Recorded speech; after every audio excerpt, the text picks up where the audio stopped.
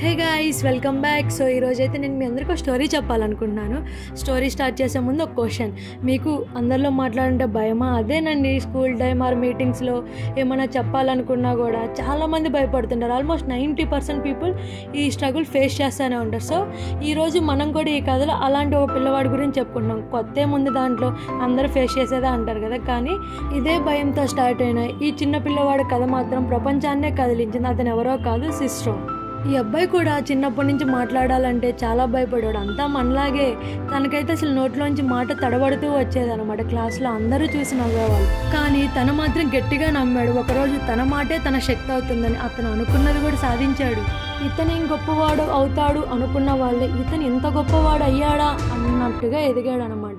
మీరు నమ్ముతారో నమ్మరో కానీ తన మాటలతో ఒక దేశాన్నే కాపాడాడండి. అంటారు కదా, మాటలు వస్తే చాలు ఎలాగైనా బ్రతికేయచ్చని. ఇదేనేమో అది. ఆ రోజు స్టార్ట్ అయిందండి ఇంక మనోడి టర్నింగ్. సో తనకైతే ఫిజికల్ స్ట్రెంత్ లేకపోయినా కూడా తన బలం ఏందో తను తెలుసుకున్నాడు. తన ఆయుధం తన మెదడే అని గుర్తించాడు. ఇంకా స్టార్ట్ చేసేసాడండి, అన్ని బుక్స్ చదవడం స్టార్ట్ చేసేసాడు. ఏ రకంగా అంటే ఇంకా రాత్రి పవర్లో అని తేడా లేకుండా చదివేశాడు. మర్చిపోయాం, మళ్ళీ మీరు 70 చదువుతారు అలా అనుకున్నారేమో. అది చదివేది పాస్ కోసం. మనోడికైతే జ్ఞానం వచ్చేసిందండి, కానీ మాట్లాడే ధైర్యం మాత్రం ఇంకా రాలేదు. సో మళ్ళీ ప్రాక్టీస్ స్టార్ట్ చేశాడు అనమాట. లిటరలీ చెప్తున్నా కదా, సిస్రో చేసినట్టుగా ప్రాక్టీస్ అయితే ఎవరు చేయరేమో ప్రపంచంలో.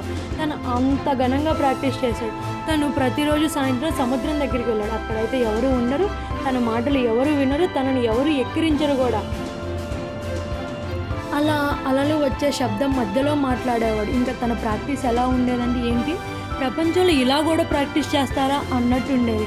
ఇంటికి వచ్చిన తర్వాత మళ్ళీ అద్దం ముందు నుంచొని తన ఎక్స్ప్రెషన్స్, తన చేతులు ఎలా కదిలిస్తున్నాడా, మాటలు ఎలా ఉన్నాయా అని అన్నీ గమనించుకుంటూ మాట్లాడుకుంటూ ఉండేవాడు. ఫైనల్గా సిస్రో అందరి మధ్యలో మాట్లాడాల్సిన రోజు రానే వచ్చేసింది. తను కోర్టులో ఒక కేసు వాదిస్తున్నాడు. అతను లేచి నుంచోగానే అందరూ ఒక నవ్వు నవ్వారు. ఏంటి ఇతను మాట్లాడతాడా అని. కానీ కాసేపటికి అతని మాటలు విన్న తర్వాత అందరూ నిశ్శబ్దం అయిపోయారు. తన మాటలు అందరినీ అంత అట్రాక్ట్ చేస్తున్నాయి. ఇదే అతని జీవితంలో తన మొదటి విజయం, కానీ ఇదే తన జీవితాన్ని మార్చిన క్షణం కూడా అయింది.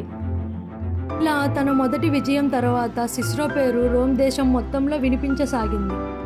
కానీ ఇంతలోనే కొన్ని నెలలకి రోమ్ దేశానికి ఒక పెద్ద సమస్య ఎదుర్కొంది. ఆ దేశంలో ఉన్న రాజులే ఆ దేశం పైన రహస్యంగా కుట్ర పన్నుతున్నారు. ఇది అక్కడ ఉన్న పెద్దలందరికీ తెలుసు, కానీ ఎవరు ఏం మాట్లాడట్లేదు. అందరి మధ్యలో సిస్రో మాత్రం లేచి నిలబడి ధైర్యంగా తన మాటలన్నీ చెప్పాడు. దేశంలో ఉన్న వాళ్ళే దేశానికి ద్రోహం చేస్తున్నారని.